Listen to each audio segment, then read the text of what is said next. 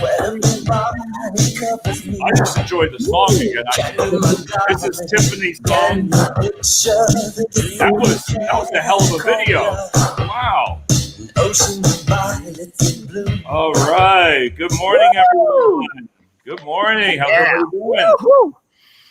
Well, everybody knows this is Thursday, and today I'm going to call her.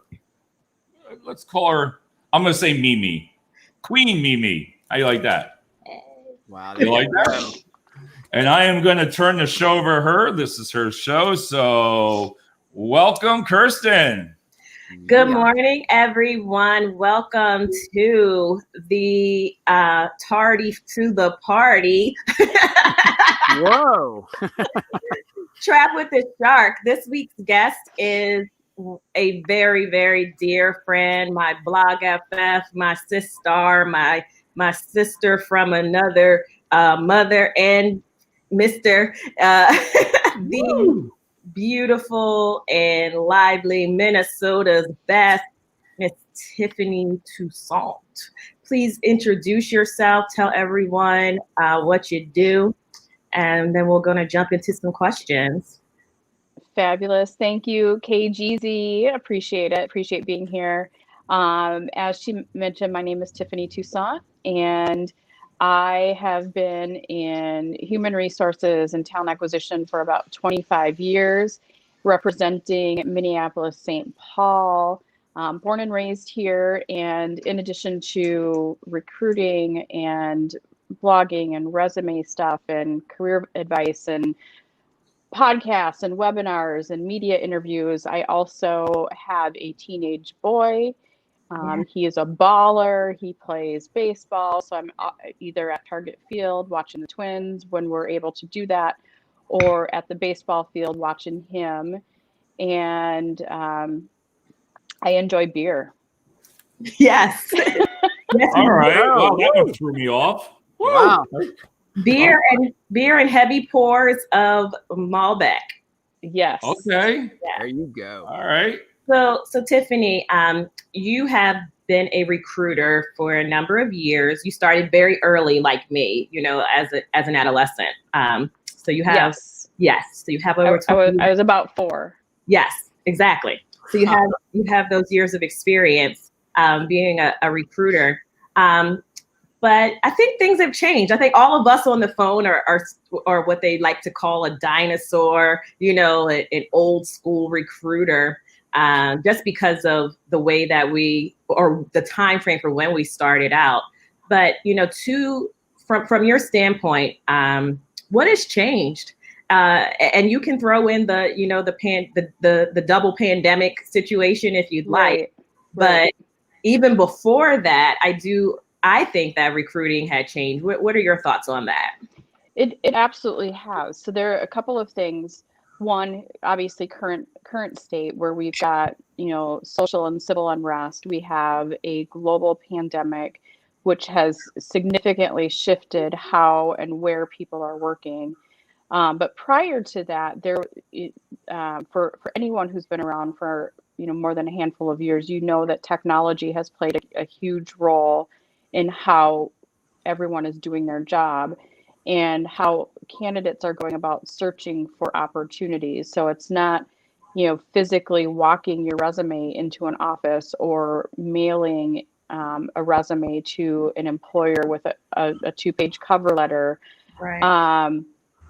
So there's a lot of technology that we're having to use to both as candidates find the opportunities, whether it's through networking, job postings, finding career sites, or it's the recruiters that are looking for talent and using multiple means and multiple methods to find those individuals. And how that has impacted the process is that there is less human interaction. So there isn't a connection. And a lot of times when a candidate is looking for an opportunity, they will gravitate toward the opportunity where they have the stronger connection with the human. Yeah. So human connection. Yes, that human connection. I say that all the time, Tiffany. Boom. Yep. Yeah, So that's really impacted how we search, both as recruiters as well as the candidates that are looking to work for us. do you think we've made it easier on, I mean, technology is supposed to help us be more efficient. It's supposed to help us, to get our jobs done. I mean, we don't have to, as Jermaine mentioned last week, like go to the fax machine and go to the copy machine and put a piece of paper over top of someone's contact information anymore. Right. Like we're not, remember when we used to sit and like rearrange people's resumes, like every single time, like we're rewriting resumes, every recruiter that started out in a staffing company or that was recruiting posts, prior to, the real.com, like we were doing things, and I've seen resumes written in pencil that I've had to come back and like, I'm sitting here because you're administrative assistant, like we just got to get it done. So do you think that technology has actually helped us in the long run, or has it hurt us? And if so, who the job seeker or the recruiter? I think it's hurt us because people are using it as the actual means versus, like you said, it's a tool. It's intended to augment the work that we're doing. It's not intended to do the work that we're trying to accomplish. So overall, it's hindered because people are relying so heavily upon it that they're foregoing, like we mentioned a moment ago, they're foregoing that human interaction. You log into your ATS, you scan through resumes, but you're not getting to know these people.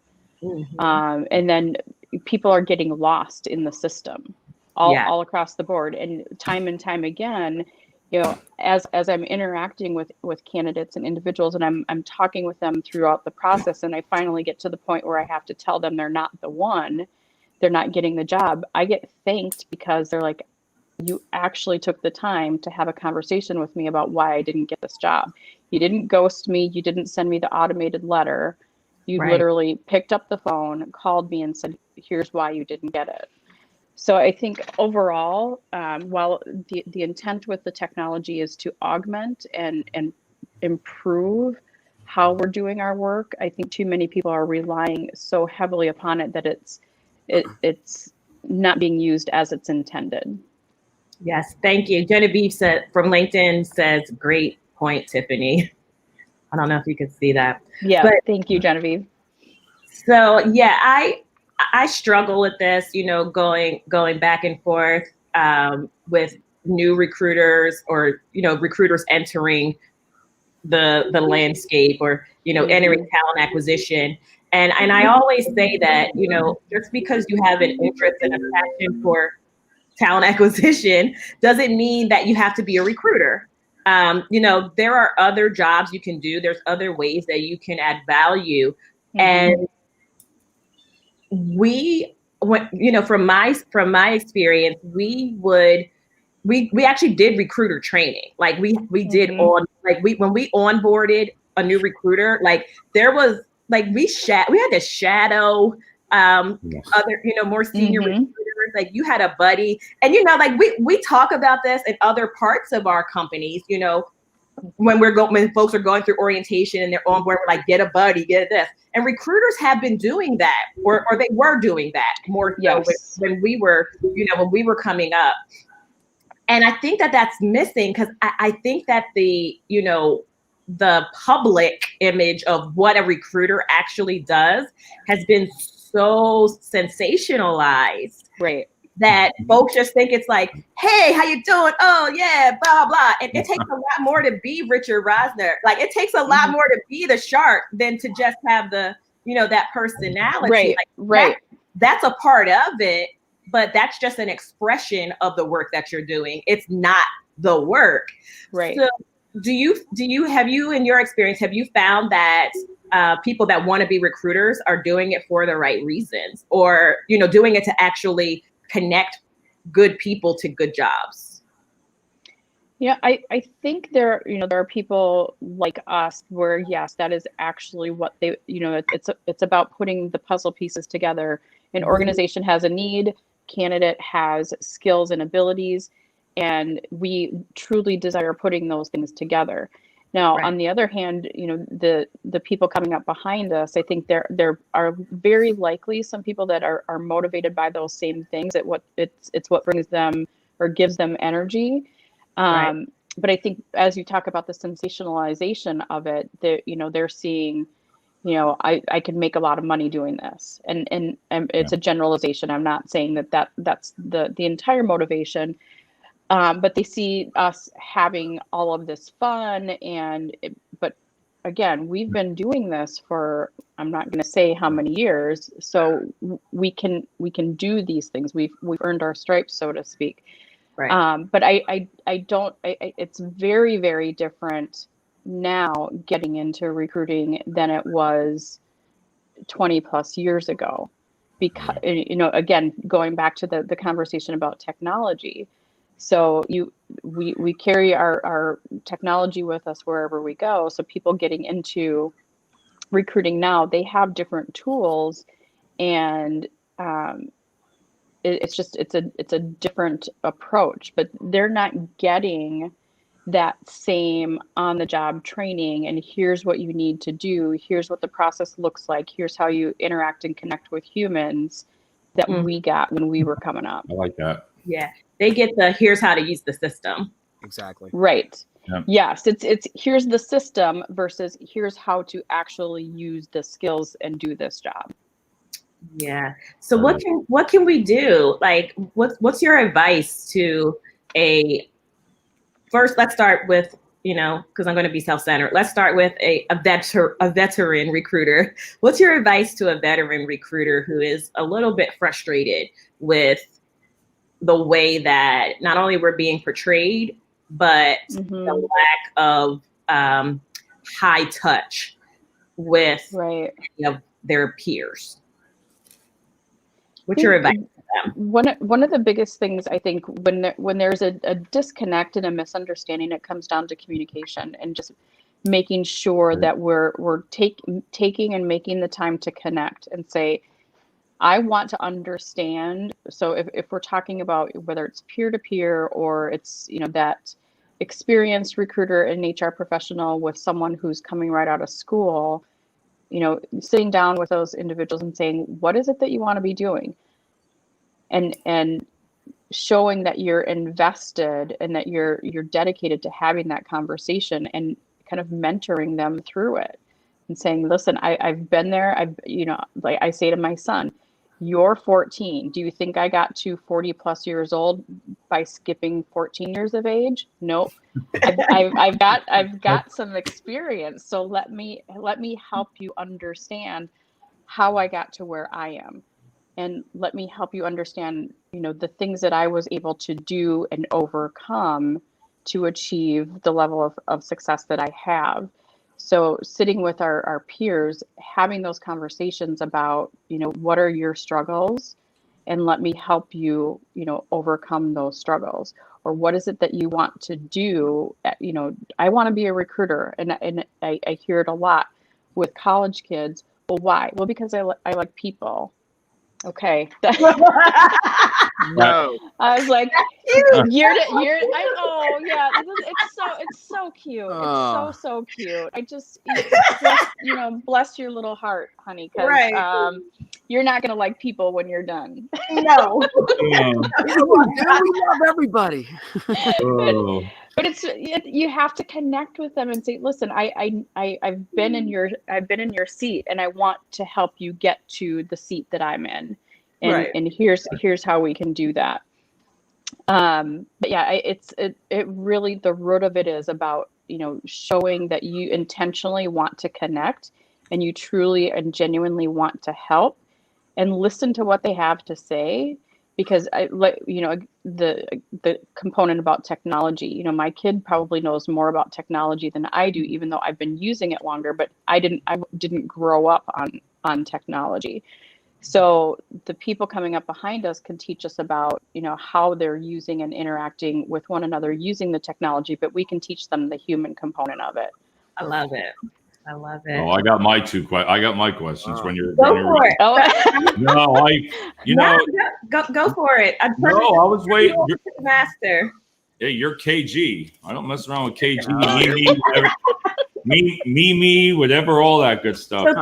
So again, we've had this conversation on an earlier show. Like everyone kind of falls into their own nickname for me, you know? Yeah, and cool.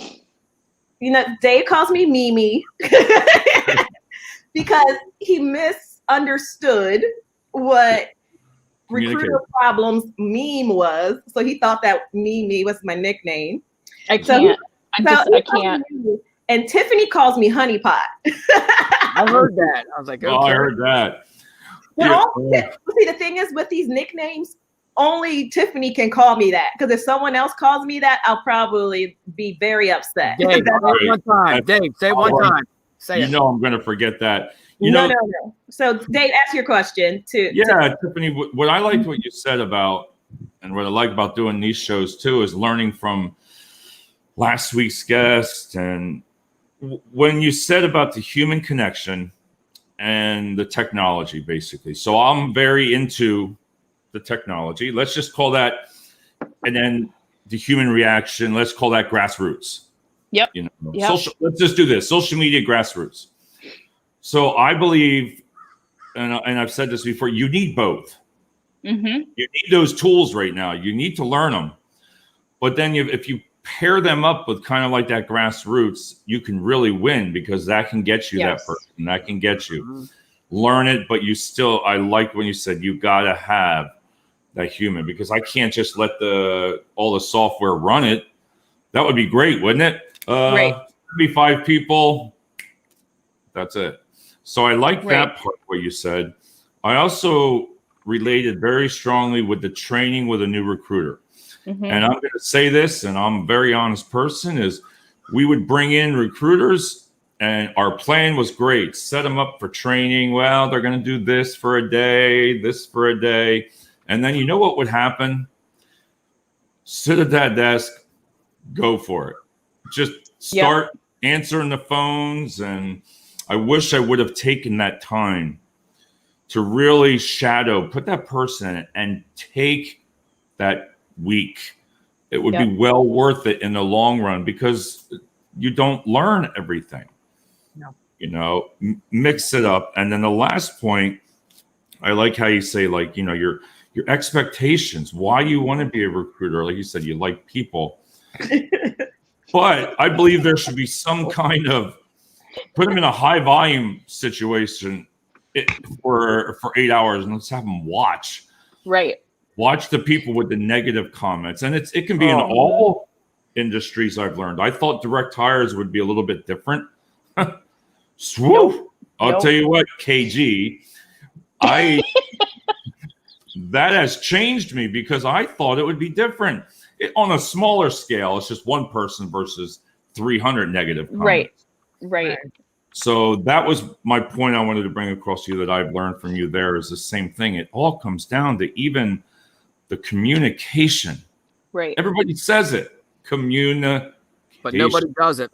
Right? Right. So that was my point, and still continue on. We can go on for another couple minutes yet, KG. So I know Richard has something too. Oh, I'm ready. Yeah, go for it. All righty. So I just want to say this. Change is the best thing ever. Virtual equals victory. Remember that today. Virtual. I think this is the best thing ever, is the virtual way we're doing this and the human connection. And I'm going to throw this out at you, Tiffany. We call ourselves recruiters. I call myself a job agent, because you know what? I'm with them the whole way. I represent them. And since I've said that to people, they've connected with me. They won't go with anybody else. I think what recruiting is right now, the crisis is people's not following up. They're talking to them after 5 minutes, and they're like, well, you know what? You don't get this job. You know what? They're with me forever. If you didn't get this job, we're going to find you somewhere else. Like I always say, Jerry Maguire, instead of show me the money, show me the job, right? But it's about energy. It's about energy. I think really, to sum this up, it's full of energy. When you get on the phone, and we talked about this in another episode, energy. Get on the phone, because you don't know if they're having a bad day or not. I get on there and say, tell me about yourself. I'm not interviewing you. It's a meet and greet. We're sitting at the bar. We're having a drink. Let's chat. Right. And for 10 minutes, they tell me about their whole life. I know what they want in a career, and it works every Exactly. time. And I'm sure you probably agree on that. That human connection is just a summary of this. It's incredible. Just one thing quick, Tiffany, I want to ask you, what have you had like something in your career that you like an obstacle that you overcome? Just something like probably another recruiter or something that you just flipped the switch. There are a couple of things, but the biggest is that everyone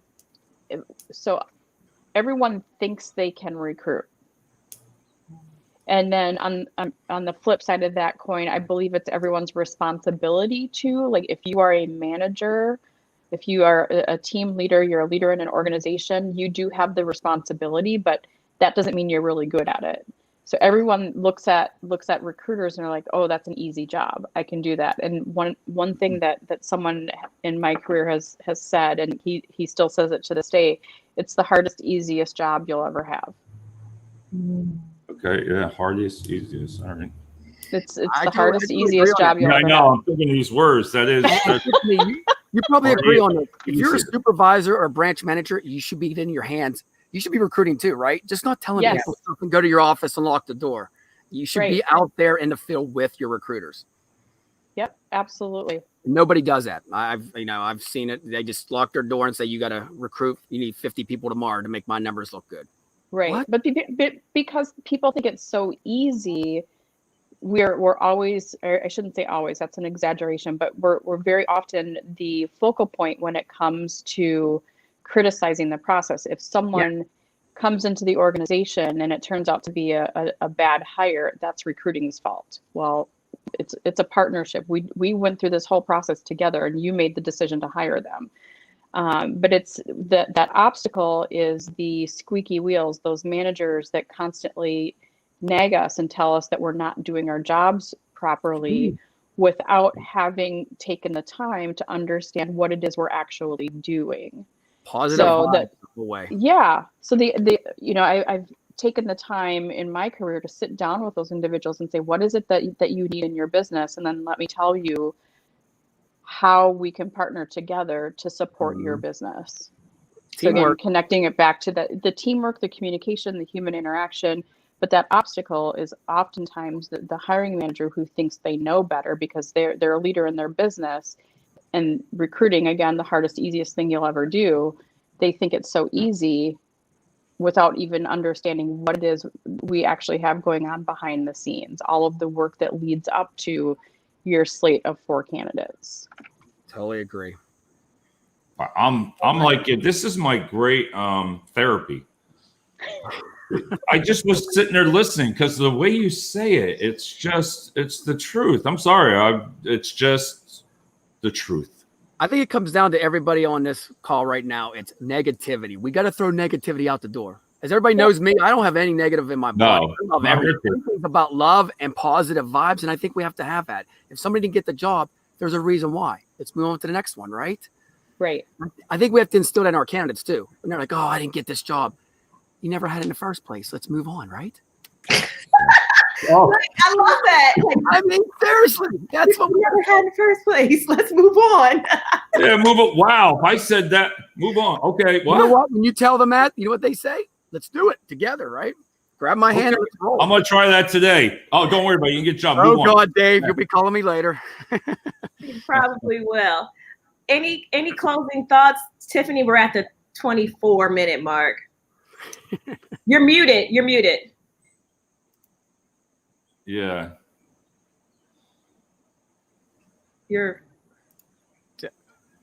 Let's see. We'll get it. Can you unmute her, Dave, or no? No. Can't unmute your guest. Their mic isn't connected. We'll get it. There should be a little thing there. Right at the bottom. Yeah. How do we should learn? There we go. There we go. We'll learn sign language like this or something.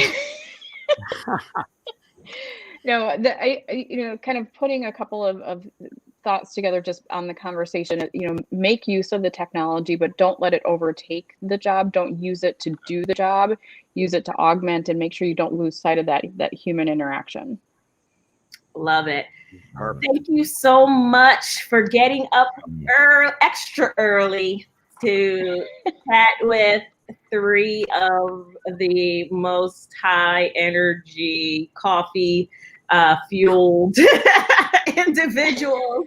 That's right. On a Thursday morning. We appreciate you. And we're going to definitely have you back another time to see what's going on and what's new with Tucson Talent. Very interested in seeing all the successes that you're going to have. Thanks again, Tiffany, Dave, Richard. See you guys next week. This has been Trap with the Shark. You're right. Tiffany, you're part of our workforce family now. You're in it forever now. You can't get rid of it. And one quick is I want to introduce everybody again. Vikram Seth, he's the CFO for the video resumes. Hi, Vikram. So there is something, Tiffany, you want to definitely connect with Vikram. He's been a great help to all of us with the video resume process. And he will definitely, you got to connect. You got to connect, Excellent. Well, we have some other. Thanks, Genevieve and Bob and Kylie, everybody, and Chris, and thanks everybody. And we will see live with, let me see, I don't want to say KG, Mimi, the queen of recruiting. How's that? Does that sound like the queen? Don't do it. Queen. Yes. Oh. No, I don't want to be the queen of recruiting. No, the queen. All right. Thank you so much, everybody. And we will see you soon. And have a great day, everybody.